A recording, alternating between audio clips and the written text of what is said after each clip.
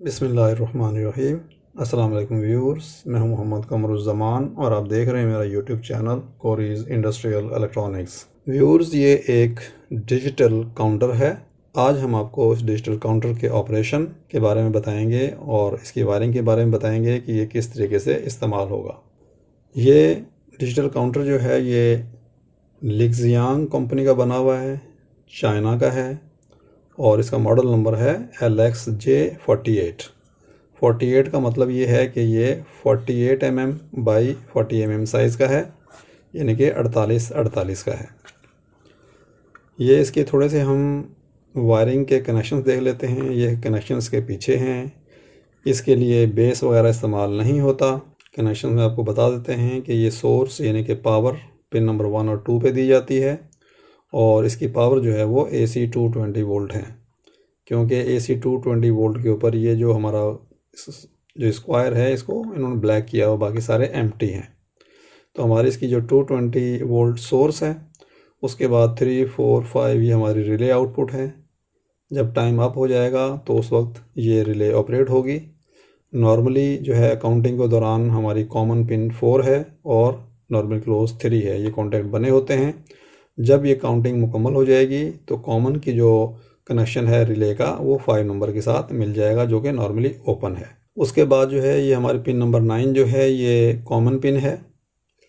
Counting करने के लिए आप 9 नंबर को 7 के साथ आपस में टच करेंगे, किसी भी माइक्रो स्विच के ज़रिए या किसी भी सेंसर के ज़रिए। जब ये कॉमन इस पिन नंबर 7 को मिलेगा तो वो काउंट करेगा। उसके बाद काउंटिंग को आपने अगर पॉज करना है, दरमियान में रोकना है, तो आपको यहाँ पे सिग्नल देना पड़ेगा कॉमन से। और आपने काउंटिंग अप हो गई है, मुकम्मल हो गई है या दरमियान में है, तो उसको रीसेट करने के लिए आपको कॉमन को यहाँ देना पड़ेगा पिन नंबर 10 पे। पिन नंबर 6 जो है UO लिखा हुआ है, इसका मतलब है कि U आउट। यहाँ से 12 वोल्ट आउट होते हैं आपके सेंसर्स के लिए, अगर आप सेंसर यूज़ कर रहे हैं तो ये 12 वोल्ट आउटपुट का टर्मिनल है। फिज़िकली देखेंगे तो ये इसकी बैक साइड है। बैक साइड पे ये पिन नंबर 1 है, यानी कि terminal number 1, terminal number 2, terminal 3, 4, 5 और ये हैं आपके 6, 7, 8, 9, 10। ये अगर आप देखेंगे इस तरीके से करके देखेंगे तो ये देखिए 6, 7, 8, 9, 10 लिखे हुए हैं और ये आपके 1, 2, 3, 4, 5 यानी कि सर्कल में चलेंगे 1 से लेके 5 तक, 6 से लेके 10 तक। तो ये जो है इस तरीके से इसकी वायरिंग होती है। उम्मीद है कि वायरिंग में आपको प्रॉब्लम नहीं होगा। अब हम ऐसे करते हैं कि इसको कनेक्ट करके यहाँ पे नंबर 1 और 2 के ऊपर पावर देते हैं 220 वोल्ट और इसको ऑपरेट करके देखते हैं। उसके बाद कुछ फिज़िकल इन्होंने पुश बटन्स दिए हुए हैं। ये जो है स्टॉप का है, काउंटिंग स्टॉप का पुश बटन है और ये हमारा पॉज करने का है। और उसके बाद ये दो जो हैं ये हमारे सेटिंग्स के हैं। ये हमारे पावर की इंडिकेशन है और ये हमारी जब रिले ऑपरेट हो जाएगी, काउंटिंग मुकम्मल हो जाएगी, तो ये लाइट हमारी ऑन हो जाएगी। चलिए इसके कनेक्शन करते हैं। तो व्यूअर्स, जैसे कि आप देख रहे हैं हमने इसके कनेक्शन कर लिए हैं। कनेक्शंस देख लीजिए, पिन नंबर 1 और 2 के ऊपर हमने जो है वो पावर दी है। पावर हमारी 220 है, इसलिए हमने इसको टेप अप किया हुआ है और अभी तक हमने इसको पावर अप करने के लिए प्लग जो है वो सॉकेट में नहीं लगाया है, लिहाजा यहाँ पर पावर नहीं आ रही है। लेकिन जब पावर आएगी तो आपने इसको एहतियात करना है, सेफ्टी प्रिकॉशंस लेनी है, सेफ्टी मेजर्स लेनी है। ये ब्लैक वायर जो है ये हमारी कॉमन है।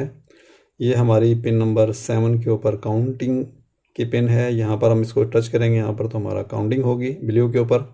और रीसेट करने के लिए हमारा ये टर्मिनल है, टर्मिनल नंबर 10, जो हमारी काउंटिंग जो है वो रीसेट होगी। उसके बाद जो है ये हमारे जो दो टर्मिनल्स हैं, यहाँ से पावर आउट होती है 12 वोल्ट, इसको हम यूज़ नहीं कर रहे हैं, यहाँ पॉज के लिए इसको यूज़ नहीं कर रहे। ये हमारे 3 जो कनेक्शन है वो रिले के हैं। चलिए अब इसको इस तरह रख के और हम इसको पावर अप करते हैं।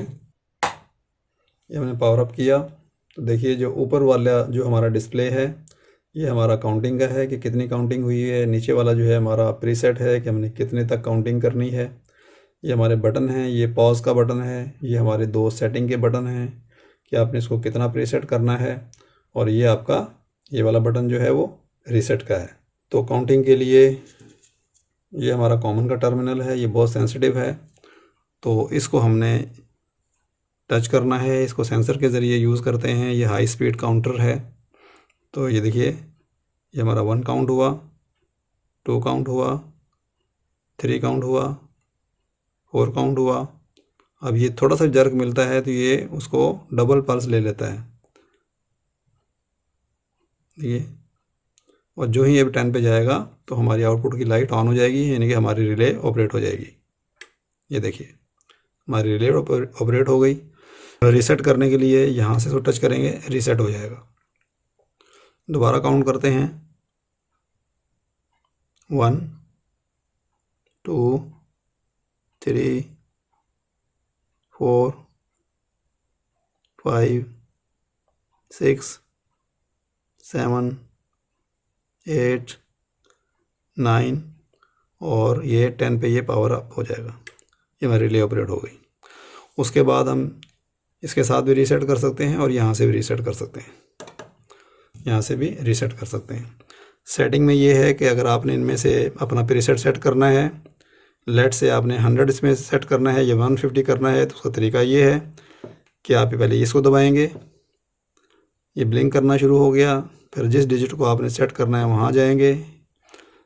यहाँ पर हम अगर इसको 150 करना है तो यहाँ पर आगे इसको एक मरतबा प्रेस करेंगे, 1 हो जाएगा। फिर अगले पे जाएंगे, इसको आप 5 पे कर दिया और उसके बाद अगर आगे करना है तो ठीक है, नहीं तो इसको छोड़ दीजिए। थोड़ी देर में ये अपने आप को सेट कर लेगा, इसकी सेटिंग रुक जाएगी। ये इसकी सेटिंग इसकी रुक गई है। तो इस तरीके से आप इसके जो है वो सेटिंग कर सकते हैं। अब हम इसको ऑफ़ करके इसका सर्किट थोड़ा सा देख लेते हैं, इसका सर्किट किस तरीके का बना हुआ है। व्यूअर्स, इसके हमने कनेक्शन खोल लिए हैं। अब इसको खोलने के लिए यहाँ से इसके लॉक्स हैं, थोड़े से हमने इसको बाहर की तरफ पुश करना है।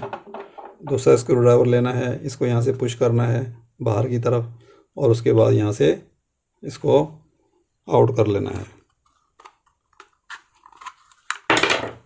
ये आपका थोड़ा सा बाहर आ गया और यहाँ से इसको आपने खींच लेना है।